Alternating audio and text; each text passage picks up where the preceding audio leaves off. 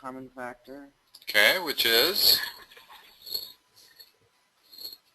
2. Leaving N squared. Remember that after you've taken out the greatest common factor, you have to be able to put it back together again to get what you started with. So whatever this term is times 2 has to equal that term right there.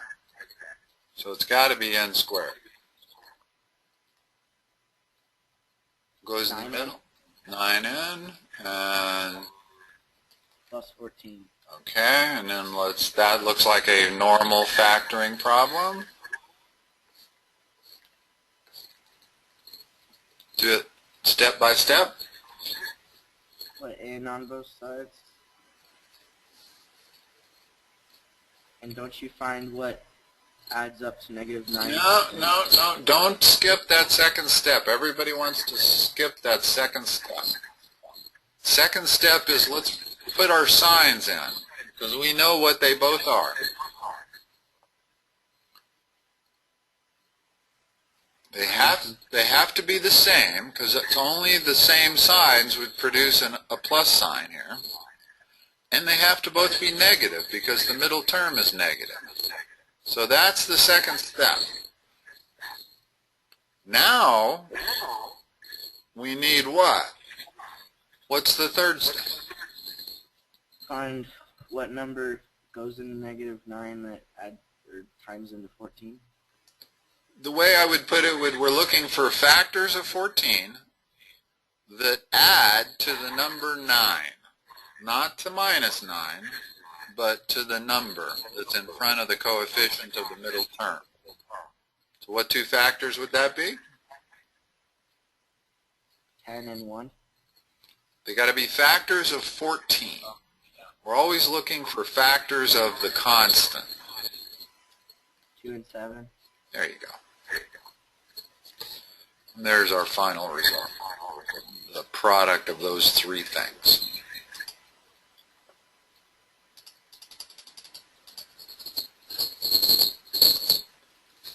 (36). Now, whenever you're looking at a quadratic that's missing the x term, in other words, this has an x squared term and it also has a number. Always think one thing. First of all, we're not going to get a greatest common factor out of that. But most of these problems are always, what are these called? Difference of 2 squares. Difference of perfect squares. And what I mean by that is if I had a squared minus b squared, that's the difference of two perfect squares, that always factors into what?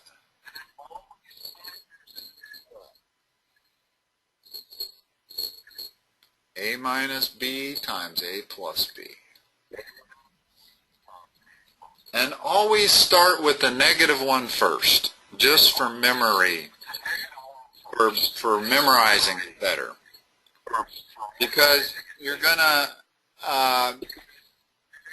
you get to algebra 2, they're going to give you difference of cubes and sum of cubes. So you're going to have all these things to memorize, and it's helpful if you start them each always the same way. I mean, I understand that the associative property holds, and that's the same thing as this. And there would be nothing wrong with writing it like that. But just for purposes of memory, I would always start with this one here. So 9x squared minus 25. Are those perfect squares?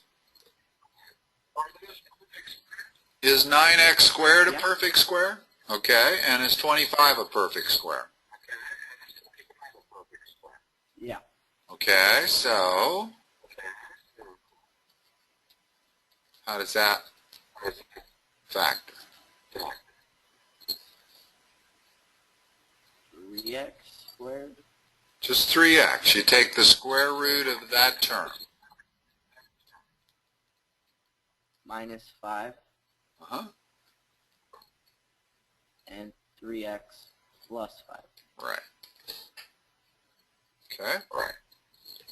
Number 37. How does that factor?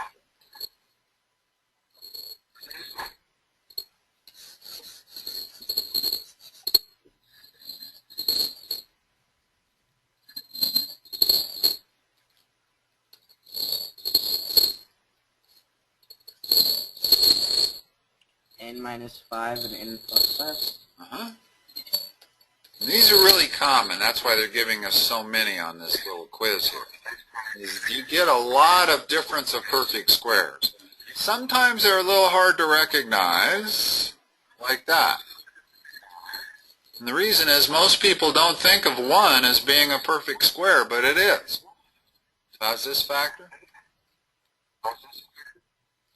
X minus 1, x plus 1. Yeah.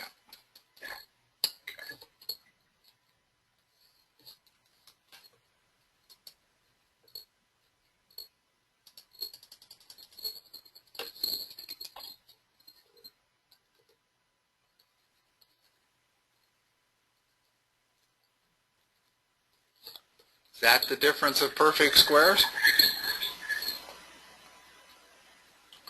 No. But what else could we do here?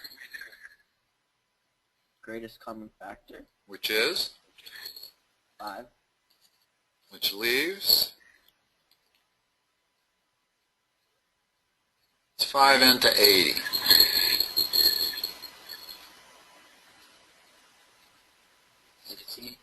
Okay.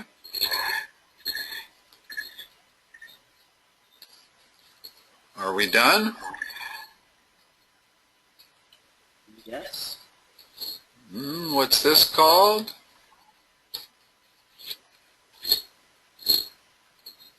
In other words, we're left with a difference of perfect squares. Right? This is a difference of perfect squares. You see why?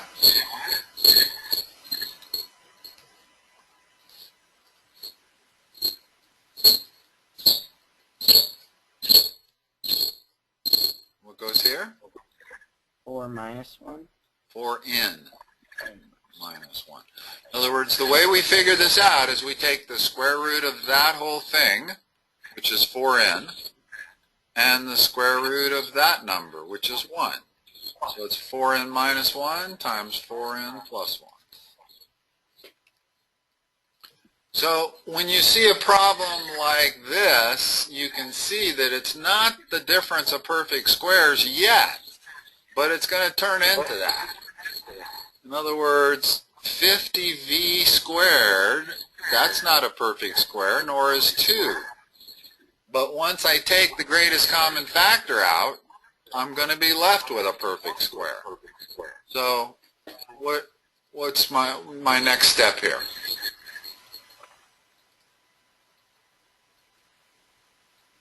Number 39. 25v. Well, first of all, what's the greatest common factor?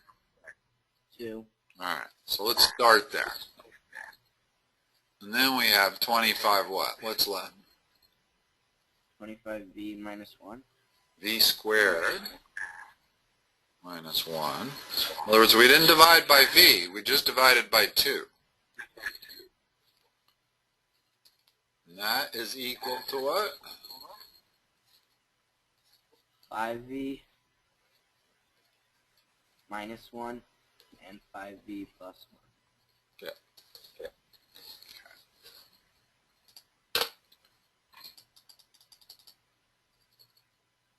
40. Can you do it without me writing anything? Just give me the final answer.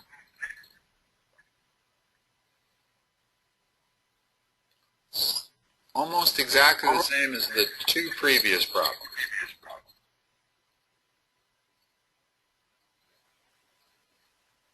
Not that we have to do it in one step. So what's the first step? Yeah, 3m squared minus 9. Now the next step. And then m minus 3 and m plus 3. You got it. Now, in theory, doesn't actually have to be perfect squares. If I had x squared minus 7, that factors into x minus the square root of 7 times x plus the square root of 7. But that's more advanced mathematics that you don't really need to know yet. But so at the geometry or algebra level, they call this the difference of perfect squares. But in mathematical terms, they don't have to be perfect. You can actually use that same thing, whether they're perfect squares or not. All right. Sketch the graph of each line. Let's start with 42. In fact,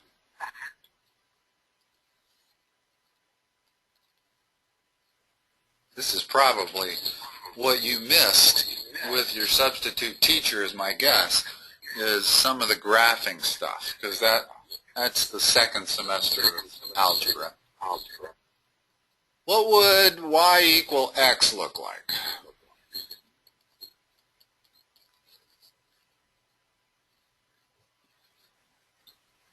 Would it cross the y-axis and x-axis at 1? Or? Yeah, it would have a slope of 1, and it would have a y-intercept of 0.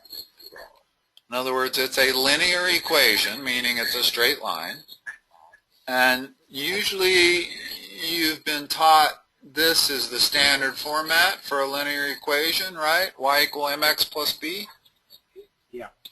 Where b is the y-intercept and m is the slope. So when I wrote y equal x, well, b was 0 because there was no b, and the slope was 1. So I knew I had to go up 1 over 1, up 1 over 1. All right, so that's our beginning point, is knowing this. And now everything we're going to see is going to be in mx plus b format. So how would I graph 42? Isn't -5 the y-intercept? So that's where you start. You always start at the y-intercept. -5, okay. What now? You just go up 1 over 1? Yeah, so that's also a straight line with a 45-degree angle, has a slope of 1. Okay. How about the 41? Where do I start? At 5. Plus 5. And where's my next point? When you're graphing a line, you only need 2 points. In other words, I only need one more point, and then I'll just connect those 2 points with a straight line, and I've got my line. You go down 1 and over 2? Okay. Down 1. Which way do I go over 2? Do I go left or right? Right? Correct. Because the way to figure that out is, don't try to figure it out algebraically. Just know that when you're done, you've got to have a negative slope. Okay? So that's the graph of that. Now, let's just drill you a little bit on negative and positive slopes. Make sure you know what they are. Is that positive or negative? Positive. Positive or negative? Negative. Let me draw it a little straighter. Positive or negative? Still negative? Still positive. It's positive because it goes from lower left to upper right.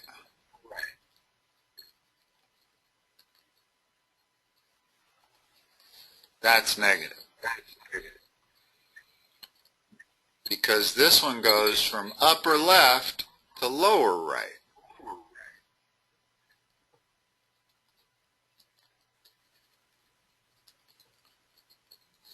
What's that? Negative? That's, well, it's supposed to be 0. In other words, a horizontal line has a 0 slope. What does a vertical line have? A slope of infinity. Yeah. Now, they don't like to say that word. They like to say undefined. Well, at this level of math, undefined means the same as infinity. And why is it infinite? Well, let's examine slopes. If I start with a slope of 1, and now I have a slope of 2, and a slope of 3, and a slope of 4, well, eventually I get to where I have an infinite slope. When I am a vertical line, I have a rise of whatever I want and a run of 0. So I'm dividing by 0. So whenever you're dividing by 0, you really have infinity. If I take 2 divided by 0, I know you can't divide by 0. That's the first rule of math. But that's equal to infinity once you get to calculus. Okay.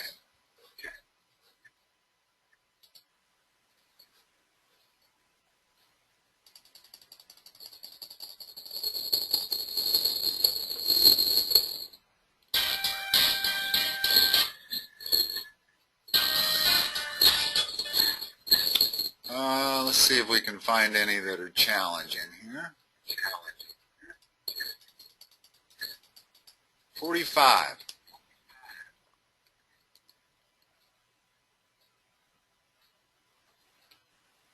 You start at 1 and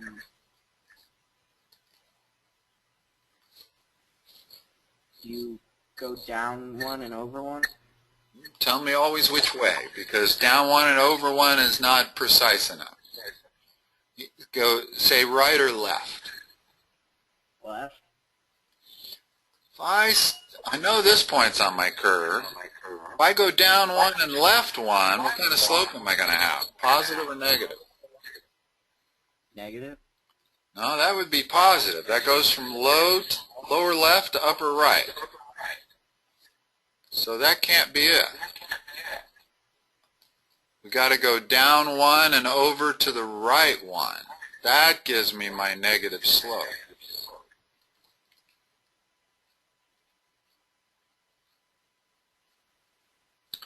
Now, you could learn all the algebra as, well, if it's negative slope and you're going down, you got to go right.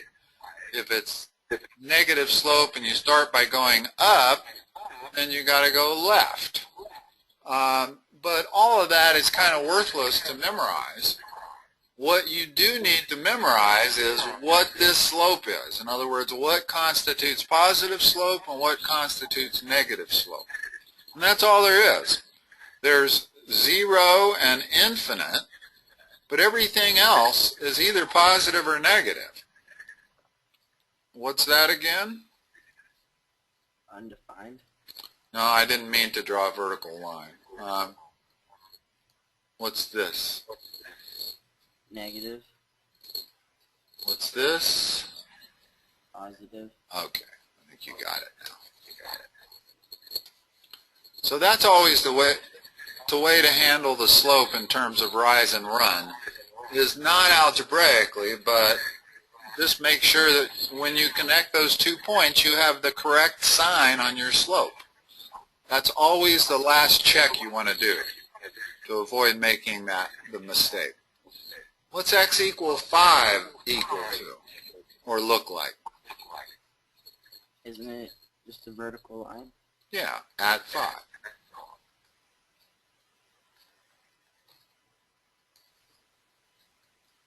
What does y equal 4 look like? Horizontal line at 4.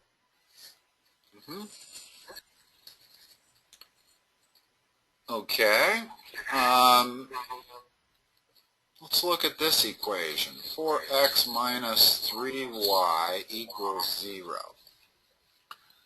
Now, this is in what is called standard format for a linear equation.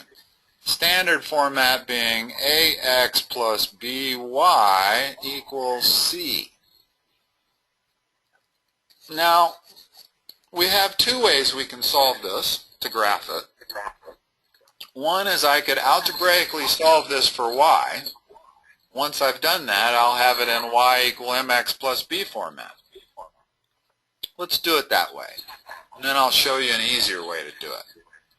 But let's do it both ways. So how do I solve this equation for y? In other words, I want to put y on one side of the equation only. Subtract 4x. Okay.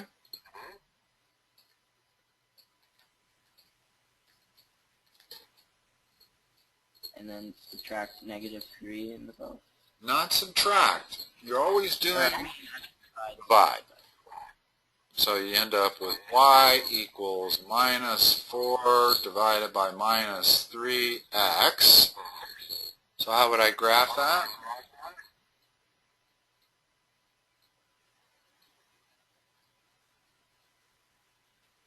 Where's the y-intercept? Is it 1? 0. In other words, there's no number over here. There is no b, which means the y-intercept is 0. How do I handle the slope? How do I put a second point on there? Down 4 and over 3 to the right. A positive slope or a negative slope? Negative? I tricked you there. I left the negative signs in, but negative divided by negative is positive, so this actually becomes 4/3. That's the same as that. Or actually, let me just get rid of the signs altogether. In other words, minus 4 over minus 3x is the same as 4 over 3x. So now how do I draw this? Up 4 and over 3. Over? 3. Yeah, but which way? Right? Yes. 1, 2, 3, 4, 1, 2, 3, because when I connect those two dots, I have my positive slope, which is what I'm looking for. Okay? Now, that was a pretty tough way to do it. We had to solve an algebra equation. There's really a much easier way to do it when it's in standard format. And that is to plot your x-intercept and your y-intercept. This is an important concept to know. Y-intercept, what is the value of x? Always. 0? Yeah. X-intercept, what is the value of y? Always. 0? Yes. Very important concept, because when I get something like this, I can plot it really easily. If I want the y-intercept, I plug in 0 for x. That gives me minus 3y equals 0. Y has to be 0. So I can instantly solve for the y-intercept by making x equal to 0. And I can instantly solve for the x-intercept by making y equal to 0.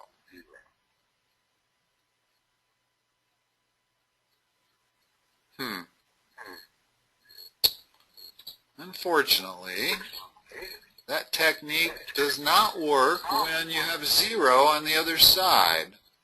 Let's put a number on the other side, because I didn't realize that until just this instant.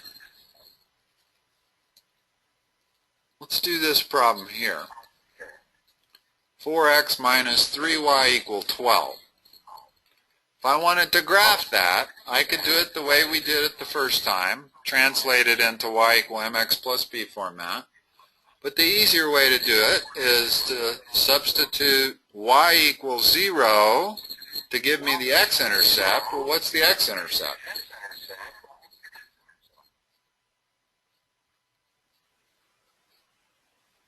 4, 3, 3. What's the y-intercept? -4. Good. Connect those two dots and you got your graph. Isn't that a much easier way of doing it? Yeah. Now, why didn't it work with our problem? It didn't work with our problem because it didn't give us a second point.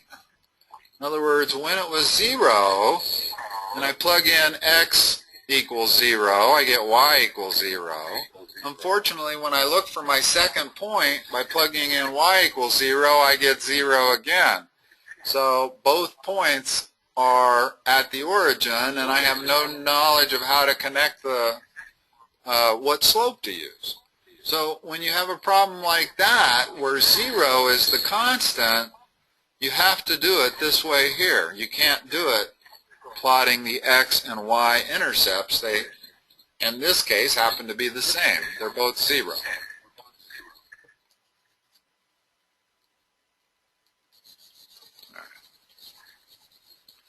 All right. Why don't we end our session there? How are these 30-minute sessions working for you? Good. Good?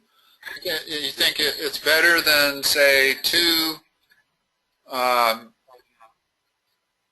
in other words, you'd rather do 2 30-minute sessions than 1 60-minute session? Yeah. Yeah, I think most people would. Just because it's easier to focus for 30 minutes. It's hard to focus on math for a full hour sometimes. So, it's a good thing. All right, I'll mark us down as having gotten through 48, and we'll pick it up next time. Okay, thank you. All right, Jared, have a good week. Bye-bye.